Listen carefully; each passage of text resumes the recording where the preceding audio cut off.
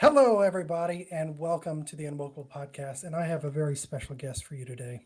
Today, I am joined by Kendra Wesson, who is the Republican candidate for House District 46, my district. Uh, Kendra is a warrior. Kendra has been involved in the community. Kendra is a mother of 8 amazing children, and she's a business owner. And most importantly, she's a fighter.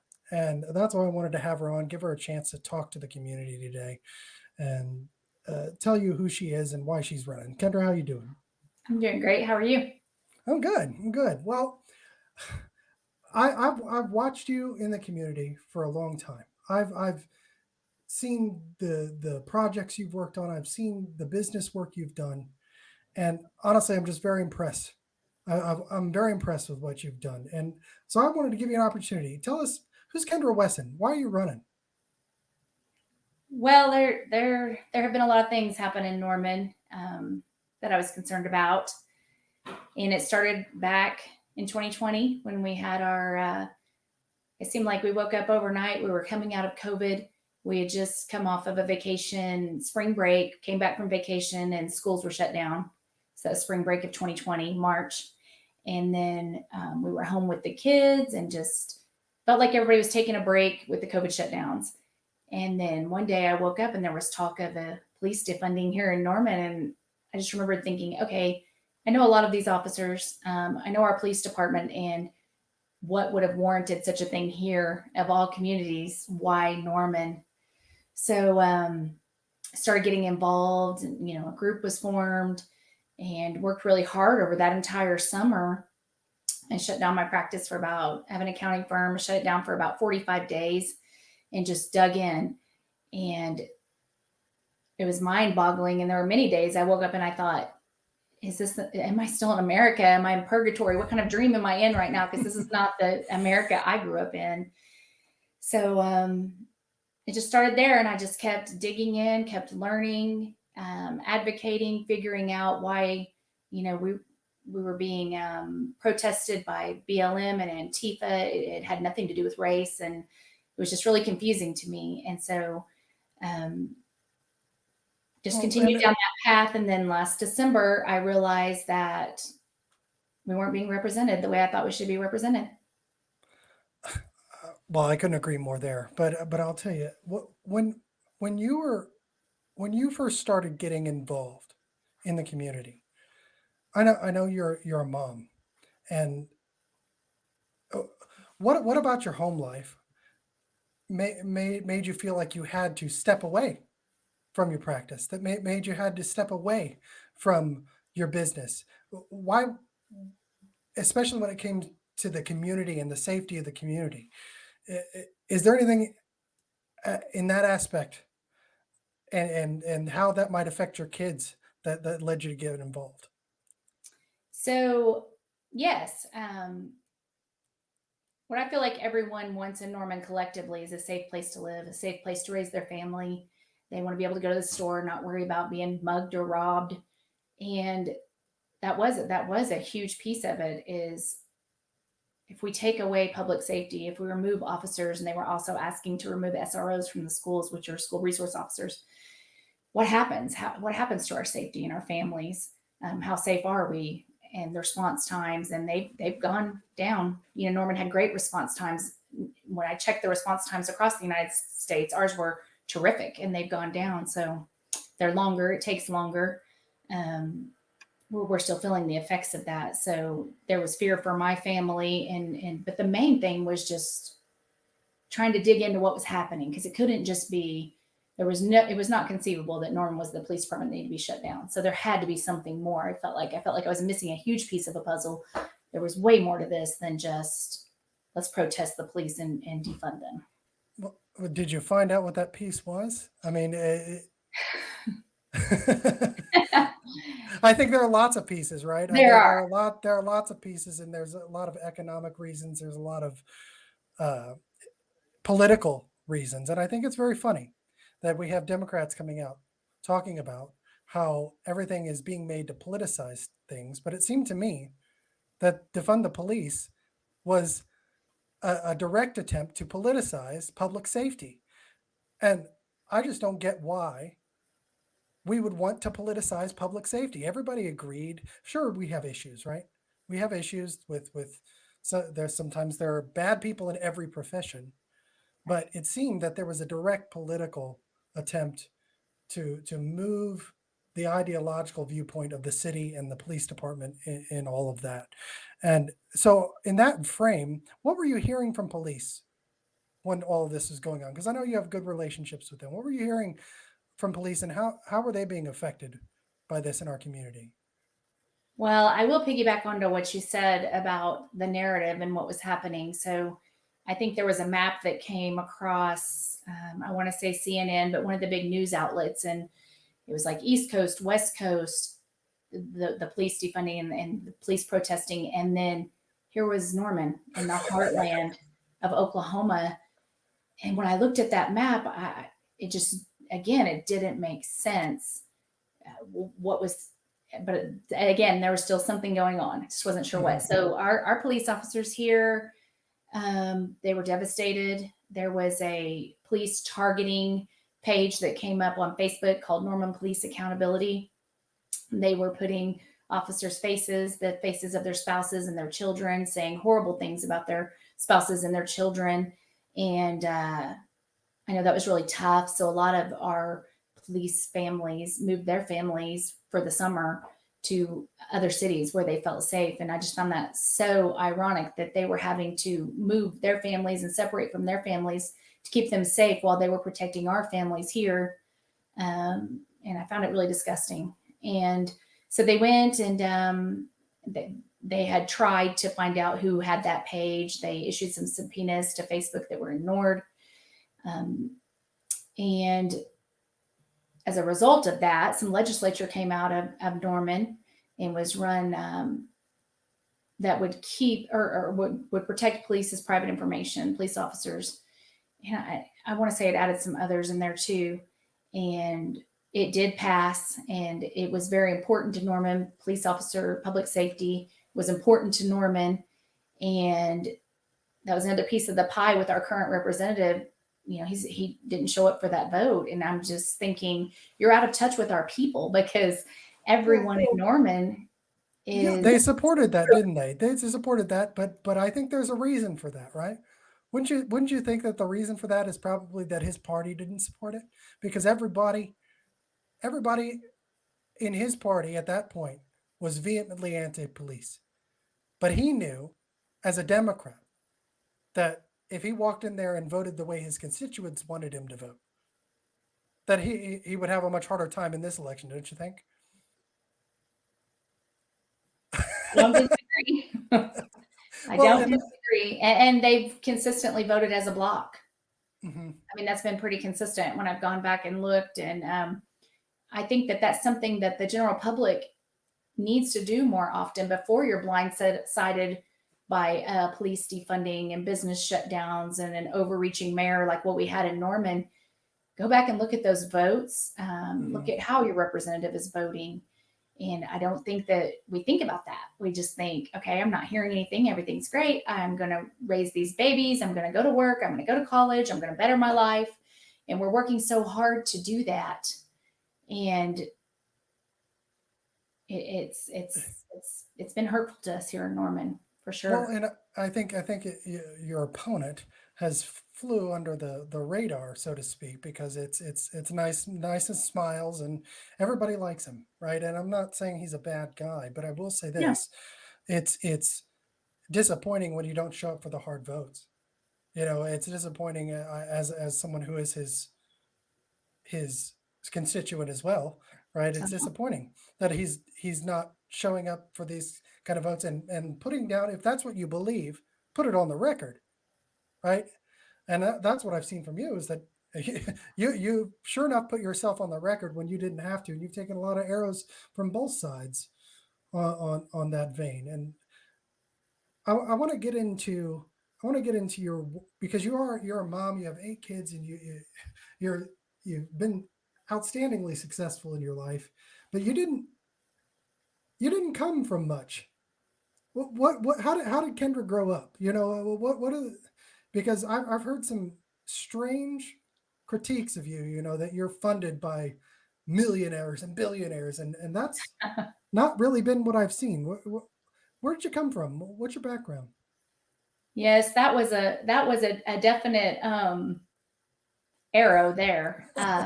So I grew up here in Oklahoma.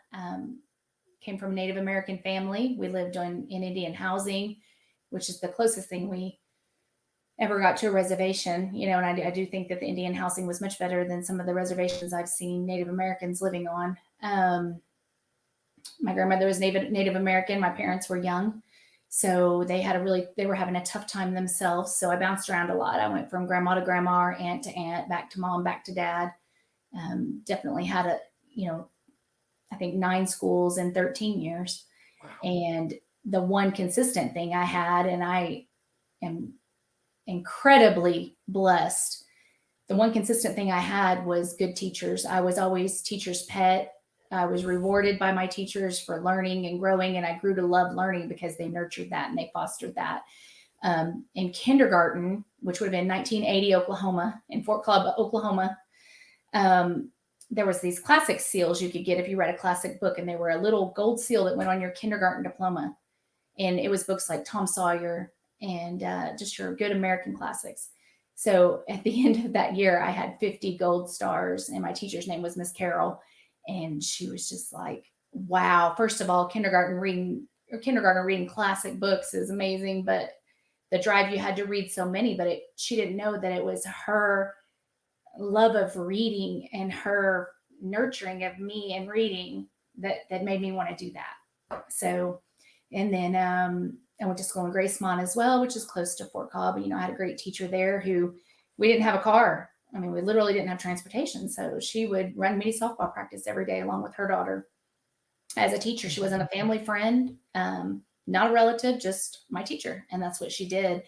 And these rural school districts in Oklahoma, that's how it works. Every rural school district I was in, from Hera to Luther to Fort Cobb, Gracemont, that's the way it worked. The teachers are your family. The school is an extension of your family, and they're extremely valuable. And they are the heartbeat of rural towns. So the last thing I would ever do would be to compromise those schools. And I know that I get lumped in with that crowd, and it does hurt because I would actually be the one standing on the sidelines fighting for those schools, knowing what a great education I received from them. Yeah. So graduated, and I didn't go to college till probably started college in my late 20s and worked my way up to being a business owner and having a successful accounting firm. Well, and that's, first of all, I mean, what an amazing story! What an amazing American Oklahoman story! That Right. that there's overcoming hardship is possible in this country. Overcoming upward mobility, right? Because I've had very much the same kind Yes. of story, so I understand that it's a first person in my family to graduate high school or go to college or anything like that, and that's possible because we had schools, I believe, at that point that were focused on making kids a success as opposed to maybe teaching them other things that might be a little bit off kilter, right? And so let me ask you this question. This is how has the school changed in your mind? How's the school system changed since the time you were earning stars, and going through and becoming a success as opposed to now, with your kids and what you've seen? I When I was in school, it was very education focused. It was very I don't recall ever knowing a teacher's political affiliation. We would have mock elections, and no one was ostracized or called out for who they chose to vote for. Often we didn't even know the meaning of Democrat or Republican. It was just more about the election process and learning how that worked.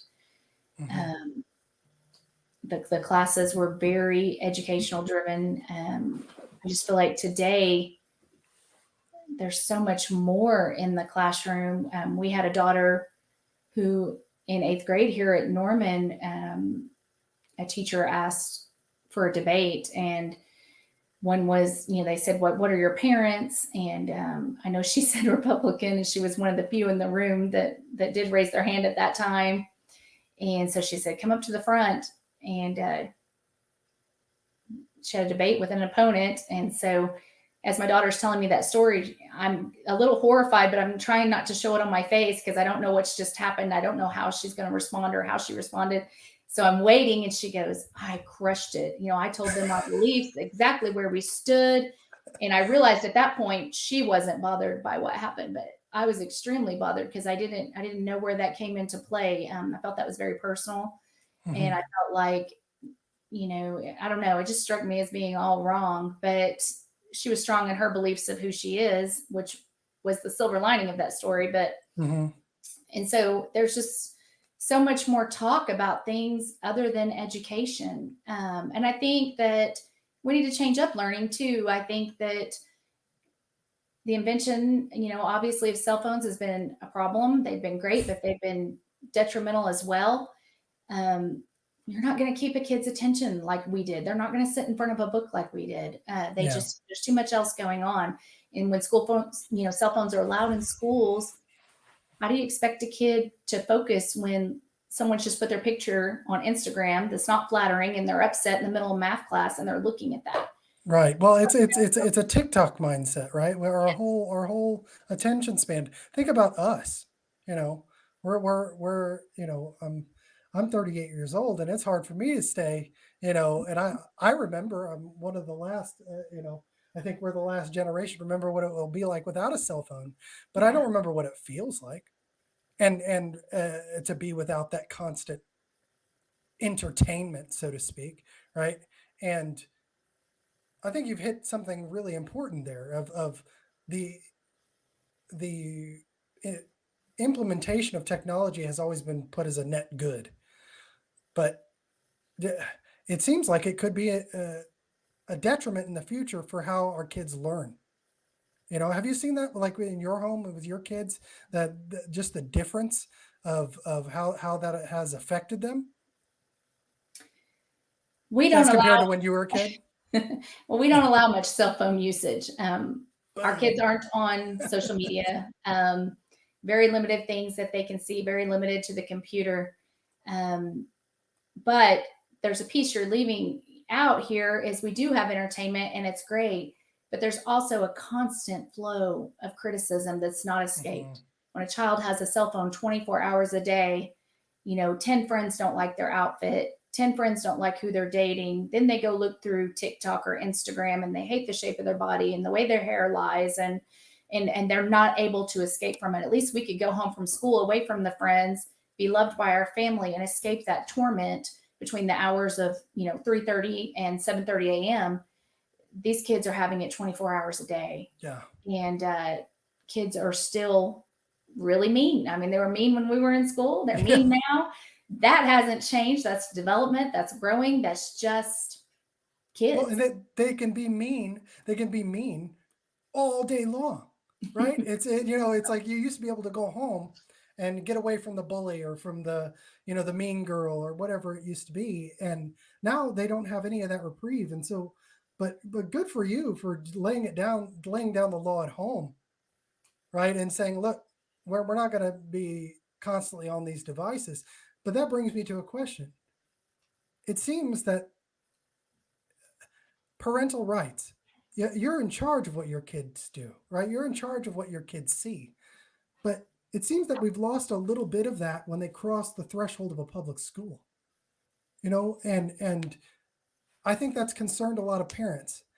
Uh, as if you are the next state representative for District 46, how are you going to protect parents' rights? How are you going to stand up for the mothers and the fathers that might have issues with some of the things that their kids are being confronted with through technology or just through instruction at schools? So I did have a great technology battle with Norman Public Schools when they brought in the MacBooks, and the kids had email addresses. And so I call the school and I say, so my understanding is the kids have email. First of all, I wasn't told that they had email Mhm. addresses. Don't remember how I found out, but I just remember being like, what? And so I called the school and I said, my daughters have email addresses. I'd like password or the ability to access those emails. And I was told, no, we take care of that here at the school. Their password is their password. If they want to give you their password, they can, but no, you Wait, can't have wait, access. wait, wait, wait a minute. Wait a minute. Hold on just a second. So they gave your children a communication system Mhm. through the school and Mhm. refused to give you access to it. Yes, That you had to go through your child, and if they refused, it was just autonomous. sure thing. Yes. So what'd you do? Because I don't know about you. I think I would have lost my mind a little bit. Well, I was pretty upset because parents, if your kids have an email address that you can't access, they can access any social media platform at any time with their password going to that email that you don't see. So you've just lost any information you would have about what they're doing on social media. So, what ended up happening is we had a compromise that I did not feel was a compromise at all. They put my children on a level 4 security so that they couldn't access Facebook or Instagram, which at that time was in, let's see, 5, 6 years ago, whatever year that was that technology came in. And we had one at high school, one at middle school, and one in elementary, and they just gotten them to the middle school, the MacBooks. So it was supposed to help, but any child at Norman Public Schools will tell you they know how to beat that filter and they know how to get Yeah, around that. It's pretty simple. They take a well, I'm not going to say how for those that don't know how, but those of us who are right. technologically savvy know exactly how they're doing it. And it So just 6th grade's too young. I mean, that's just too young. That's too young to right. have that kind of Well, freedom on and a it web. doesn't matter if it's sixth grade, 10th grade, or 12th grade. If your child is, you should have full range of access to anything that your child has. And it sounds to me, and this is 6 years ago, so just imagine where we are now, right? But it seems to me that the school facilitated an active separation between the child, their communication, and their mother and their father. And this underscores, I think, where we've gone in those last 6 years. It seems to be. Are you concerned that there seems to be a, a traveling or a progressive nature to the separation between the parent and the child by the school? I am, and I think you hit the nail on the head. Parental rights don't end. It, I have some stats here, but parental rights don't end when your child gets dropped off at school. You're still the parent, you're still in control, you still have the final say, the final responsibility. The outcome is still 100% yours. So, um, I really want to see us move more to be inclusive of parents and making sure that they're seeing what is happening at school, the curriculum, and I know that parents need to be more involved too. We're not saying this is a one-sided issue. Parents definitely need to be more involved, but Yeah, everything's just moving at such a fast pace right now. but you were an involved parent, and they actively still kept you separated. True. That's my concern, is because I've taught, and you can look at a child and how they're performing in school and directly correlate that to how involved their parents are in their education. It's, I mean, it's not foolproof, but I would say 90% of kids who are doing well in school have involved parents. And with the push of technology like that, I'm literally appalled that they kept you from that communication. So what do you think, if you're the next representative, what do you think that you can do to help strengthen parental rights and keep those lines of communication and transparency open in Norman and Norman Public Schools? Well, we have a great House bill that's already come across implemented in 2014, House Bill 1384, that did establish, and I think Oklahoma was ahead of the times in doing that, and it's It's something a lot of parents don't realize that we have, and it guarantees you the right to your child's medical, your child's school, every parental right that that we All of have, their information. all of their information, exclusive rights as a parent to direct that child's education, their religious upbringing, everything.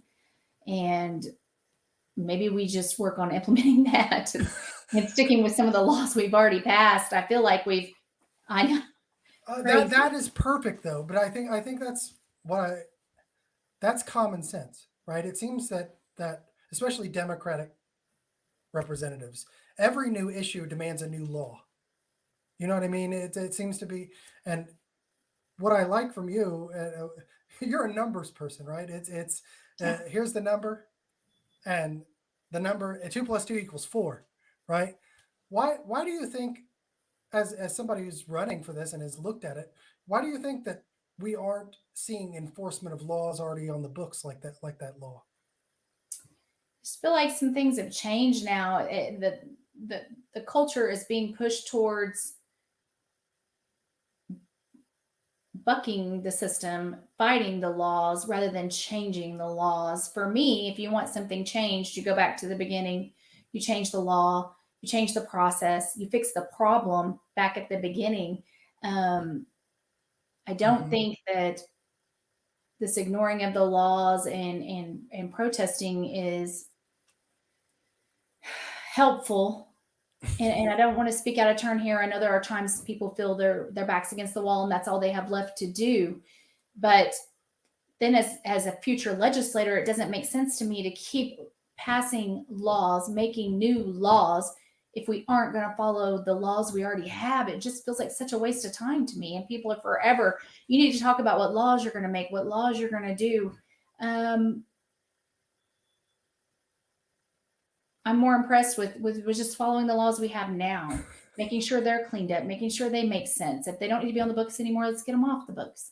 Yeah. Um, and so that's where my heart is Well, at the moment. We're still we're still just pushing. I feel like, yeah. and not in the right way. Well, I just think that's a really great point, that the system has progressed for so long and for so towards, and then just a tiny history lesson here. It's, this goes back to FDR, right? It's like the Great Society, and then then LBJ. With in order for politicians to capitalize off things, they have to say they've done something. Well, sometimes doing something means just like what you're saying. Go in and clean up. If you want to pass a law, how about we pass a law that says it's requirement that the DAs enforce the laws on the books? You know, because I Right. think that's what we're seeing a lot here. It's we oh well, we're going to pass this next law that you know makes all of us politicians look like we're doing something, and I'd rather I love that message of just saying, look, let's let's do let's work with the tools that we have. Let's make sure that all the dust is pushed off of them, and implement them and let them do what they're supposed to do. In that same vein, since 2014, that law about your kids and you having access to all of that, it's clear that the administrators of Norman Public Schools didn't feel that it needed to be followed to that extent, you know. And what do you think that you could do as a state representative to either highlight that or maybe change that process, that where to make the administrators, the people in the middle, follow the law? Well, we definitely do need some updated things on social media and technology. The world's changed rapidly over the last decade. There are so many, kids today have had so much thrown at them, and it just has to be overwhelming. Um, so we do need to look into all of this new technology and updating laws Mhm. to reflect that. Um, But updating, not see, it's a not necessarily a whole. We're going to get a new phone. So let's use the phone analogy since we're talking technology. It's like you don't always need a new phone. Sometimes you just need to update the software, right? right, And and right. and I think we spent so much time uh, updating or buying new phones as opposed to just saying, "Hey, let's update our software." And that brings me into your kind of career, because I want to ask you, school funding and the way, we've hearing over and over again that there's been all this money dumped into schools, but it doesn't seem to be reflected in the outcomes of the school, right? What are the problems you're seeing with that kind of with that issue? Because it seems like we just open up this big trough and we dump it into this hole, and teachers are still buying supplies for themselves. Mm-hmm. What do you think we can do about that problem? You just made me think of something. So in the beginning, when I was in elementary school and the old Apple computers had just come out and they were giving grants to schools to get on these computers, we had a big concern about kids being able to compete, being technologically savvy, and growing up um, able to use these systems and these computers, and Hmm. being sure that they have those skills, right? So now that every child has a computer in their hand, a cell phone, a computer in their hand, how concerned do we need to be about those things? Do we need to kind of wrap back around and push more into the old fashioned education without those technological tools? Uh, do we need to realize that they're getting those skills now? Hmm. They definitely have those skills. They've got it covered. My kid can probably hack into anything at this point. Well, and they can use it better than you can, right? It's like, oh, I don't Probably, know what's going on. You hand it off to your 8-year-old, and they're like, oh, I'll fix it, right? and Yeah, they're it limited. seems, My kids are yeah, limited. So imagine a child who has it all the time. They're really skilled. yeah. Maybe we wrap it back around to just some more basic stuff, because, and this is something new I'm just thinking about while I'm talking to you, the cost of technology. Hmm. The school, I sit on the board of a little school here in Norman, and we received a $40,000 iPad technology grant. And the next thing you know, we're investing 7,500 to upgrade our system to carry those iPads, which was Right. an unexpected expense when you look at great, we've got this grant, yay, iPads. And the cost effects of this grant continue to go up for us on our Hmm. side of the fence. And the administrative, we've talked about administrative costs. They're high. We have three Well, you're gonna principals have to in our replace them in a schools. couple of years, right? Are you gonna get a new grant? Right. They break, they need to be replaced. And I don't know So that. it's like they kind of catch you, like they get you hooked. I don't know. And this is a James Lindsay, a friend of mine who you've met and know, um, would say this. This The guy. first, yeah, that guy, yeah, he would say that the first hit of crack is free, right? It's that's the way that they would get. So it's like, oh, we're going to give you $40,000 for these iPads, and the kids are going to be able to use the iPad, but it's going to cost the school how many thousands of dollars over the next forever in their existence, And infinite right? years. Yeah. That doesn't make any sense to me. So, do you think it's possible to take a step back from the technology aspect? Do you think that we could do that? And I think it'd be a big fight, but I have this great thing I think about math class fractions. That fractions were so hard for me. Um, what if you had a math class that was cooking and you're doubling recipes and having recipes? That's fractions. That's adding, subtracting fractions. I think that education has to be more creative, in the sense of hands-on. So now, instead of needing to give kids more technology, now we're Mm-hmm. needing to give kids more hands-on. This is Mm. this is what I'm trying to say in a nutshell. So Yeah, they're getting the technology piece now. So yeah. could we get them more hands-on people who are up and doing things and working with their hands and thinking with their brain, not sitting stationary looking at a book, you know, Or their iPad. a concept they've never seen, which we all know the Yeah. first time you do something new is the most difficult. Mm-hmm. Um, Out of the box kind of thinking like that is what these kids need. They need the participation, they need the interaction, they need the movement. Um, not so Well, much, you know, playing can be learning, learning can be playing too. well, but let's dig into this for a minute because uh, I know that Jacob touts this whole recess issue. Okay, and of course we're all for play. Okay, Right. but I think I want to draw this distinction to make sure it's clear because I think what you said is absolutely right on. That kids can go in and hack and make a video and make a TikTok video and they can make it look like, 20 years ago it would have looked, like the best produced Hollywood film in the history of existence. But there's nothing to it and it can disappear at the blink of an eye. But what they can't do, right? They can't fix their own car. They can't Right. balance their own checkbook. They can't do their own taxes. They can't, you know, all of the things that my grandparents, my father and grandfather could. My grandfather built his own damn log cabin. You know what I mean? Right. Coming home from the war, he had no high school education, and my father lived in that for the first 15 years of his life. Nobody's living in a TikTok video, and I think that's what you're hitting here is this understand this. Let's return to the actual basics, Yeah. right, Yeah. of life. Because let me ask you this. Let's bring it back to you and your.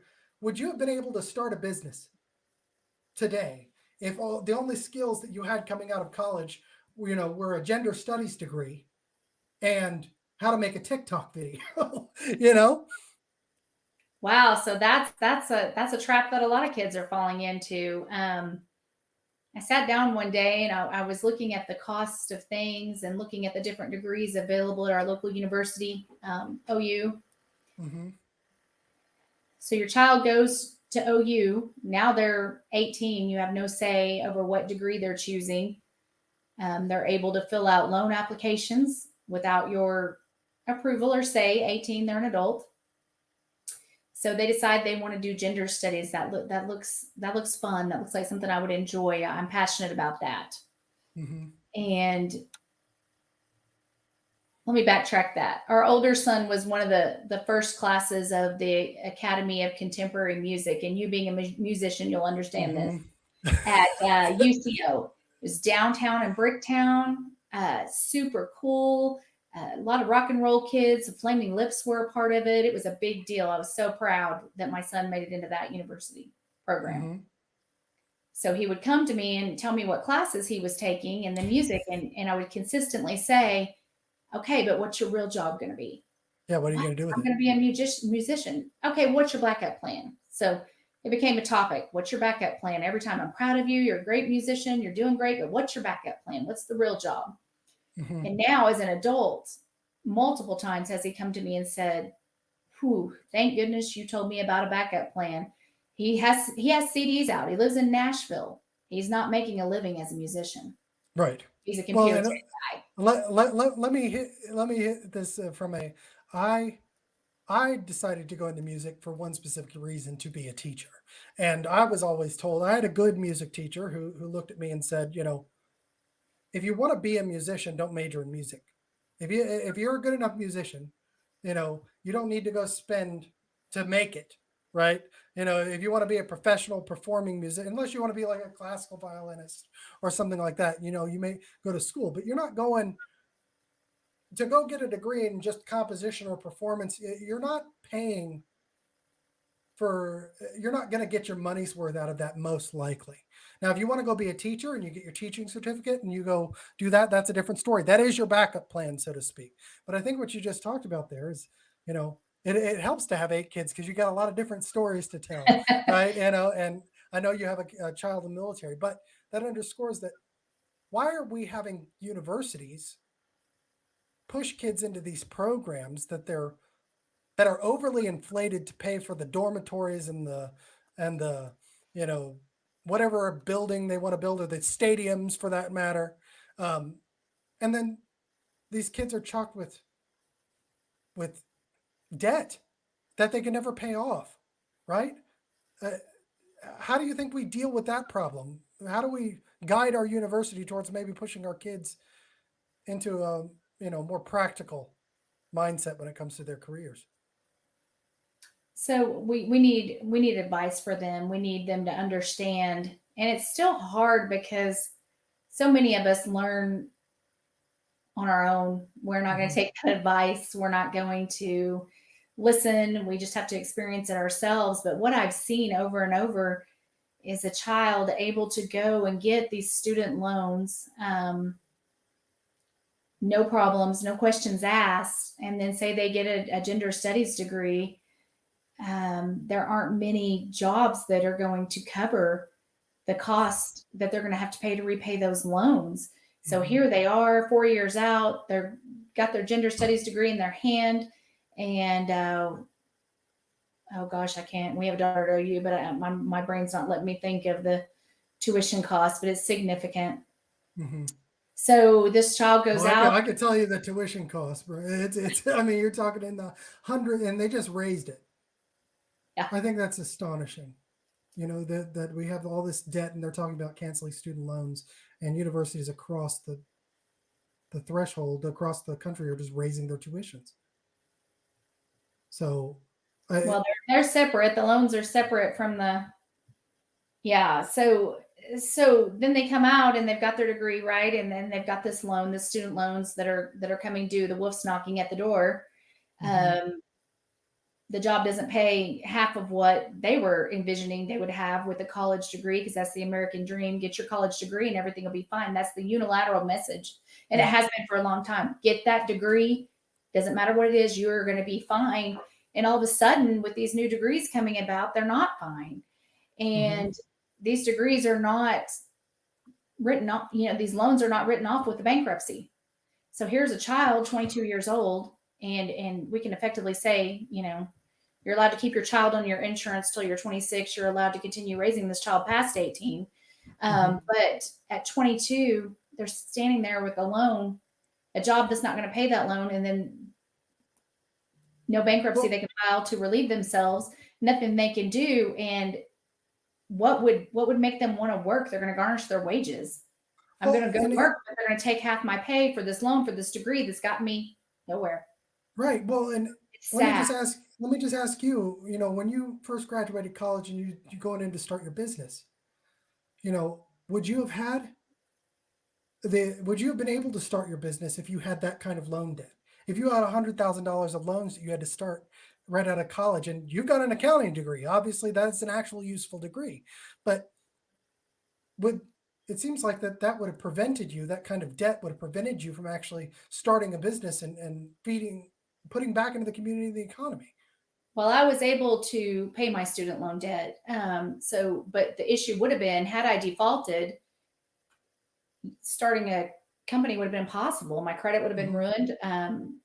No one would have wanted to put in on that on someone who already had ruined credit. So yeah, it does hamper you, and it stops you from from being an entrepreneur. But let me just ask you this.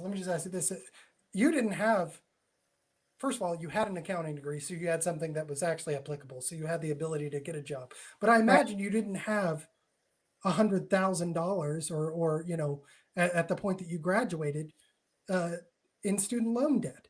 You know, because the payment, you were able to pay it back at that point because the payment was manageable because the cost was manageable. Right. Right. So what can we do about universities like OU and OSU constantly raising their tuitions and forcing kids to spend more money, not just for degrees they don't need, but maybe even for services they don't need? What can you do about that as a state representative? Well, that's a great question.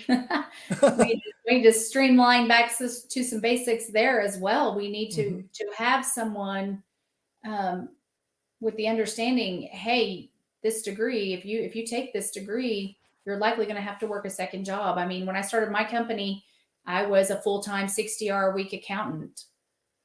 And I built up from there. Hit it from an accountant's point of view. Right. Because it seems to me that they're wasting a bunch of money. Not the state, because how much money does the state give the university system? And this goes into the same question about the K through 12. As an accountant, you're going to walk into those buildings and go, what are you going to be able to do looking at the budgets of whether it goes to higher ed, whether it goes to K through 12? How is your experience as an accountant going to help you save the state some money, save the taxpayer some money?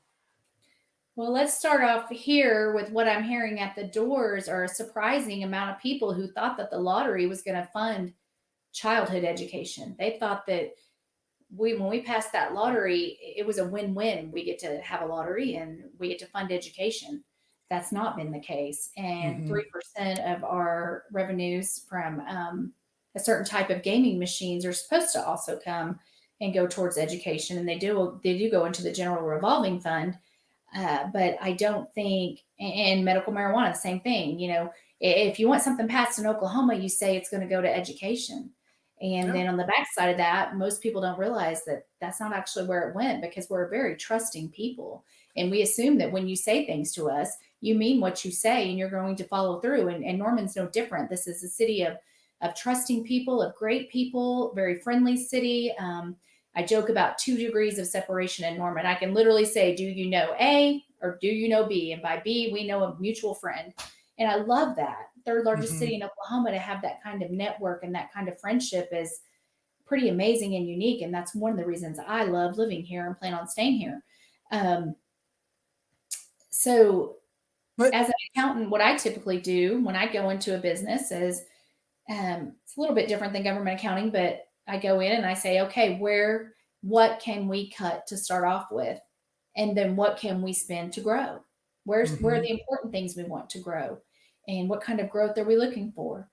Um, is an investment in a social media campaign good for a business that people don't look for on social media? Those kinds of common sense, just how do we get where we need to go? And that's what we need to do here across many budgets. We need to see what's necessary. What is the government's responsibility? What is the hmm government's responsibility? so what they should be spending money on and what they shouldn't, right? And if we take this back to what kind of programs in schools, let's take this back to K through 12 for just a second. What kind of programs would you suggest, or would you fight for the state to be spending money on in K through 12 schools as opposed to just buying more new iPads? Programs with a return on their investment, return on investment. So I had a great program at Moore High School, business technology internship. I went to school half a day my senior year and I worked half a day. Mm, Uh, I loved it. I loved it because finally I could escape, from school for 3 hours right. a day, 5 days a week. And I was thrown into a grown up world, learning how to work with grown ups, learning how to show up to a job consistently, learning how to be on time. It was more than just the business aspect of it, it was a responsibility. And we're doing Uh, the same thing with kids now with college, sending them to college and letting them, attend college their junior and senior year of high school. And I think it's great. They see that college is different. And in Oklahoma City at OCCC, those kids, those high school kids, are concurrently going to OCCC in their junior and senior year of high school, and they're graduating with associate's degrees along with their high school degree. That drive, that future, that promise of something better. mhm. Um, I want to see our kids hungry for that again. I want to see our kids hungry for something better that they can do their self. And guess what? Guess where confidence comes from? It comes from doing things yourself. It comes from growing yourself. It doesn't necessarily come from someone handing you everything. As a matter Yes. of fact, to me, that's not a great feeling when everything's just being handed to you. Sure, it's fun in that moment, instant gratification, but over the long term, the confidence of knowing I did that first time your child takes a step and they look at you and they're like, whoa, I just did that.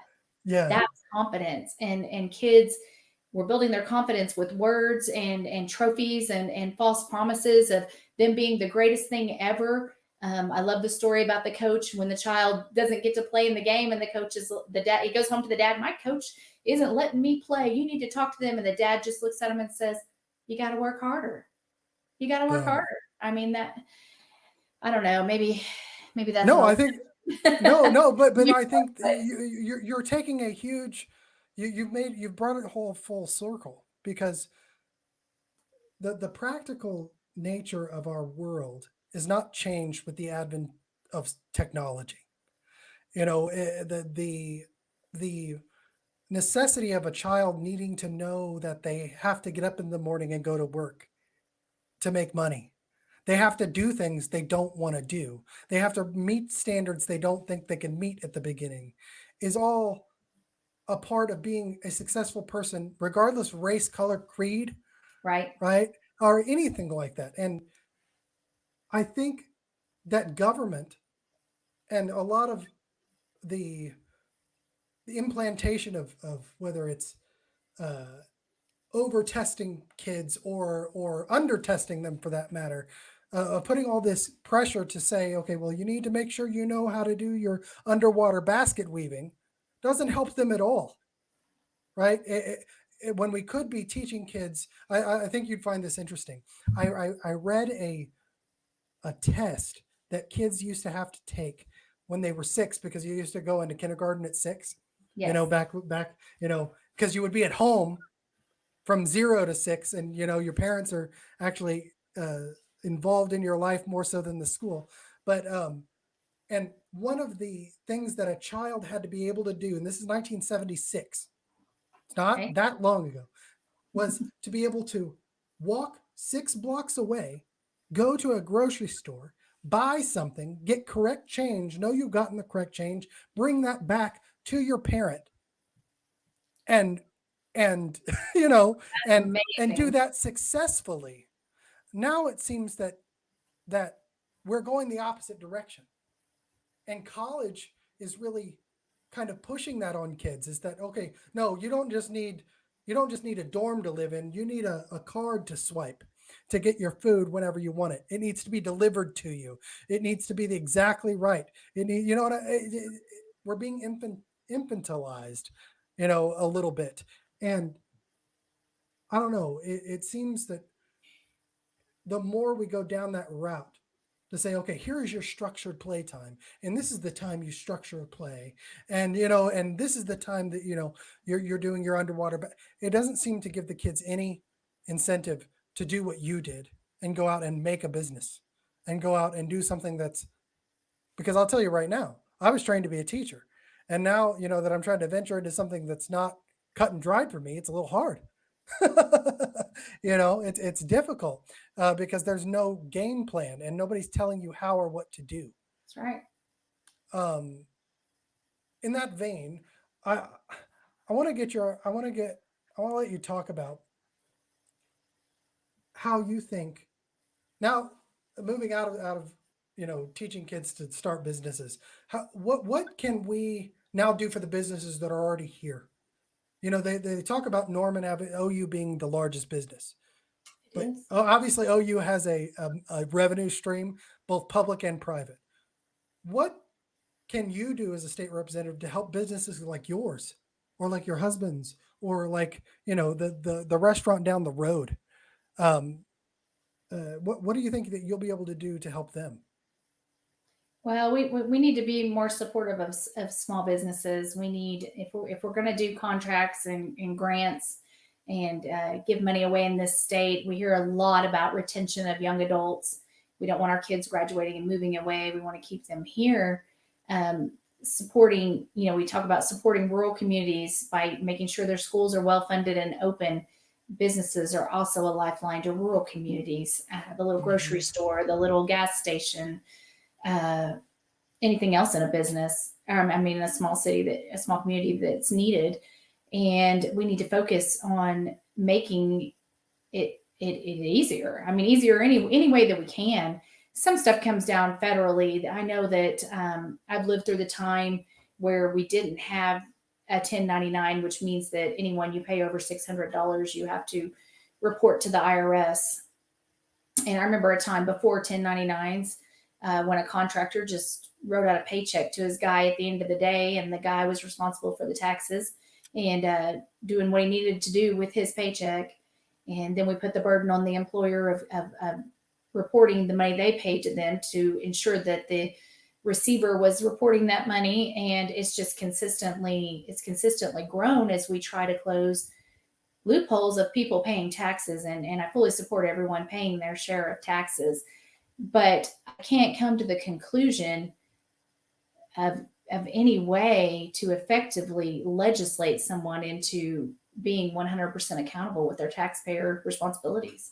Hmm. Uh, And so we keep moving that way, and we keep adding things on, and you'll notice that um, Well, it seems to make it harder the for little people to guys, start. they're Yeah. struggling. The mom and pop businesses, the tile guy, the painter. You've got women who just go out and paint murals because they enjoy it. Hmm. And now this thing they enjoy has been saddled with reporting and reporting duties. And then this mom's now got to pay an accountant to fill out Hmm. these forms, because it doesn't matter what you do. Anytime you're doing something every day, it's easier for you than someone who's doing it for the first time. I couldn't paint a mural. I'm not looking at them Right. for not being able to fill out a tax form. Right. The tax code is so thick and changes every year. Um, there's forums, there's groups, there's organizations of tax providers who have to keep up with all of those statutes, and their time is spent learning that new code. Hmm. Um, I wish we Well, could it turn. seems so the government's kind of subsidizing the tax funder issue. We just had 87,000 new IRS agents being hired. What do you think? To me, it's like I I think that's an attack on small business. I think that's an attack on, because they're not going to be going after the large companies. There's already people devoted to that. These people seem to be uh, the direction it's going is that it's the federal tax code is kind of pointed at the small guy and making sure that the large businesses get to keep their doors open. We saw this in COVID, didn't we? The essential services were Walmart and Right. all of the big major companies, but everyone else had to shut their doors, and it killed small businesses. It It killed killed me small. watching it happen. I mean, it just, if a business owner is willing to take that risk and have their business open and see those clients, the freedom of America is they have the ability to do that. Who Hmm. can tell them that they can't, be open for business, when the same exact merchandise is being sold 2 blocks over Hmm. at a super center? That made zero sense to me, and I hope that never happens again. Well, But we lost a lot of good businesses here in Norman, a lot of restaurants, a lot of great families who were just over it. They were just done. They yeah. moved. They moved on. They took their businesses and their families, and they went to And different that was communities. the crazy part about it, wasn't it? That was the crazy part, is that we were sitting here in Norman, everything shut down, masks everywhere, all of that. And I mean, I live fairly close. I could drive 5 minutes away to a different planet in more. You know what Yep. I mean? It's like, and there was no disparity. I mean, this is my concern with ideological politicization on the front end and then acting nice at the end, right? And I think that's kind of what happened with Jacob, to be honest, is that his party, his his ideology politicized everything, and now they're trying to want to be nice, but they shut down and they hurt people for real, right? They hurt people in small business. They hurt kids, um Education, educational, parents right? working and making a living and feeding those kids. What was the cost value of that time? You know, sure. I don't think we did much to stop the flow of COVID. I don't feel like we did. And it just, the cost was so high. The cost Mhm. was so high of that. And hindsight's 2020. You can always look back and see that things were different. But it took me till about April to feel like something was off. That this was weird. Something was not right here. Mhm. And obviously, we all have our COVID traumas we're living with daily. But Norman, it was one thing after the other. Okay, boom, your police, Yeah. $865,000 is demanded from the budget. Call it a Mhm. defunding, call it what you want. $865,000 was removed from salaries and benefits for police officers in Norman, Oklahoma. Mhm. Boom, this business can stay open. Dog groomers can stay open, but not hair salons. Walmart can Right. stay open, but not your local merchant. Right. Then it was the masking laws. Okay, so if you have, I think that's when I really lost it, was when you have over 20 people in your home and two other underlying conditions, and the police get called out, they Mhm. can fine you for not having a mask on in a private home. Um, no, that's not how this Yeah. works. Yeah. And there was a lawsuit brought against that, and the judge literally looked at the attorney for the city of Norman and said, "So what was your plan here?" And he said, "Well, we were never going to enforce it." And she said, "You had a law that mandate you passed that you never planned on enforcing." I mean, it was mumbo jumbo, and it Yeah. was ridiculous, and it was unnecessary, and it just added to the suffering that was already happening as parents were trying to figure out from day to day where their kids were going to go so that they could work. I tried working with mine; it was incredibly difficult, and I couldn't imagine having little ones, little bitty kids, and trying to do that. What you had to be a teacher, you had to be, and it did increase, make people realize how valuable and important teachers are. So that was a good benefit. But that was tough for families. It was tough for families to get through that year Yeah. and Well, time. and I didn't see our representative out there fighting for families and these businesses and and students' education or taking anything into account other than what the party line was dictating. And that underscores for me why I want to see a change because the Democratic Party had a unified message. And that message was do whatever we say because if you don't, you won't be safe. And I don't care how smiley you are. I don't care how well mannered you are. I don't care how good your TikTok videos are as a state representative. If you're not out there actually advocating and showing up for your constituents, even when it's hard, and looking out for what their best interest is, not just in the party line issues, but on the totality of their lives, you don't deserve my vote. That's where I sit with this. And I know, and we've talked before, and I know that, you know, I've seen you get passionate about this because it's and and that's the one thing I want people to understand about you is I've seen you fight. I've seen you fight people on your left and your right. I've seen you I've seen you advocate for people that nobody else is talking about. When our state representative couldn't make it to work to take a vote. And so I the and I'm just gonna do my thing here for a second. But it's Kendra. Kendra is a person who will fight for the person that nobody is talking about, and she does that because she's been the person nobody's talking about. That's a valuable thing that we do not have at the state capitol almost anywhere. And when it comes to whether it's education, whether it's your business, whether it's you know making sure that you have the enough mental health support for the right people that need it. And trust me, I have my issues with the mental health complex, but we need somebody there who is going to actually look out for not the people that are politically expedient, not the okay, well, I'm going to throw this up so you know I can look like I'm virtuous. No. Kendra doesn't do that. She is actually trying to help the people who don't get listened to, and that's regardless of the color of their skin. And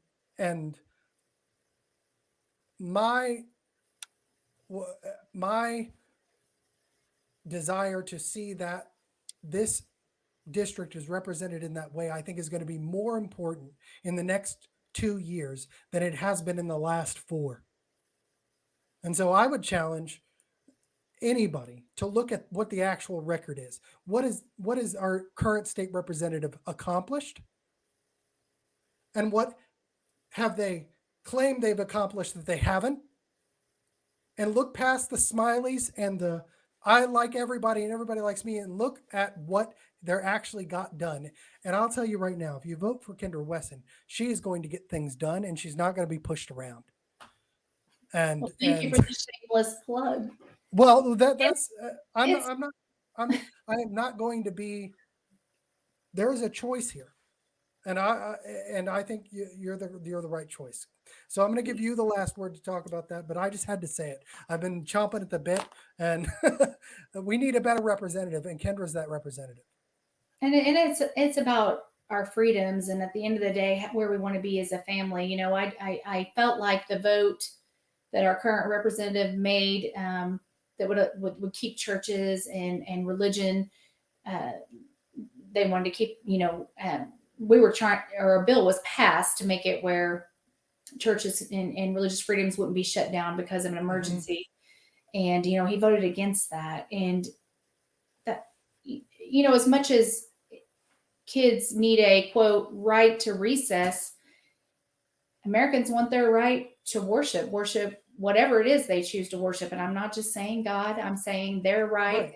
religious expression. We have many cultures here in Norman, many people with many different But ideals. let me just throw it. Jacob knew that when he voted against that, he was shutting down Christian churches.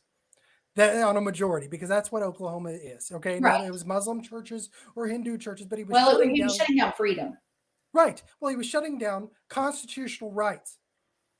That's what that is, and he made that vote out of an inflated, now scientifically proven scare campaign. You know what I'm saying? I'm not saying that COVID wasn't real. I'm not saying that. What I'm saying is that it was inflated to to separate people and extended, or the effects of it to separate people. And I think what you just brought up there was just because I had forgotten about that.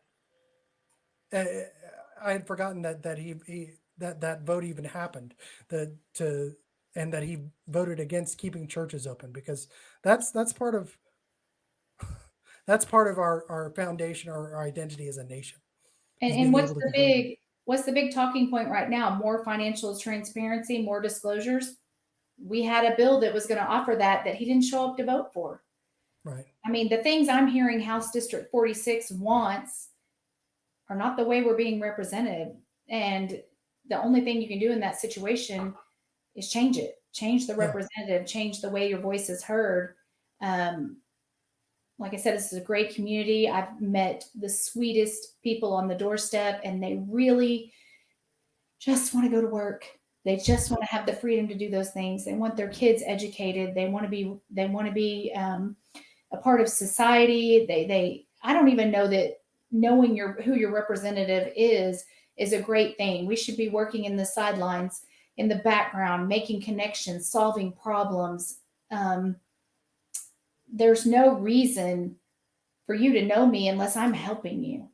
There's no Yeah. reason. There's no reason for me to have Well, and to vote for newspaper you, time. obviously they need to vote for Well, you. But yeah, but but in general, once you're yes, elected, there, yeah. we should only be familiar with each other if Well, I'm and advocating. if the population has elected you to show up, it helps if you show Right. up, right? That's And right. that's what I've seen. Just like you had hit at the beginning of this conversation. I don't want to keep you all day. I know you're busy, got to get back out there. But you know, to me, it's like, do you want a guy who's going to jump on TikTok every 5 minutes and talk about how he's supporting Bernie Sanders and make cute little videos, or do you want somebody who's going to go in there and do the job Well, it's and time to get the actually, job. It's time to get the yeah, job done. It's time to work for the people. I think we've over the years have gotten this backwards and forget that I work for the people. If I'm representing you, I work hmm for you. That's the job. You tell me what you need, what you're feeling, and I try to accomplish that the best way that I can. And it just feels, I know people at the doors have been freaked out when I've said, here's my cell phone number. I live right over here, two neighborhoods over. hmm Well, I can just call you like that. Why wouldn't you?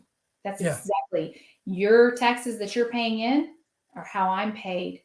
This is the job. This is what I'm signing up for. Is for you to call me and ask me to help you. And that's one of my favorite things to do, advocating, helping.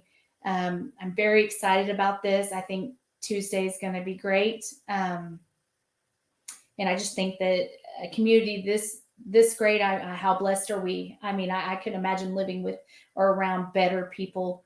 And I've really enjoyed this journey. No matter what the outcome of Tuesday ends up being, I would not trade 1 minute of this. Well, Kendra, I tell you, I appreciate your work. I Thanks. appreciate your work before you were running that nobody will know about, all the thousands of little things that you did for this community that nobody will ever know about. And I, you know, you, I believe that you are the best person for this seat, and that this district needs people who are going to actually show up. And I think you're that person. So thank you so much for coming on my show. I'm finally glad I finally got you on. You're elusive. You're so busy. It's hard to get you sat down to actually I've do heard that from a something. few people. Yeah, well, that when you got 8 kids and you're running for office and you run a business, and man, talk about multitasking. It's very impressive. Well, I just want to thank Thank you you, for John. coming on and All right. wish you the best of luck on Tuesday. And Thank you always got a spot on my show. So All thanks. right. Well, thank you. You're doing All great. right, Thank you. thanks.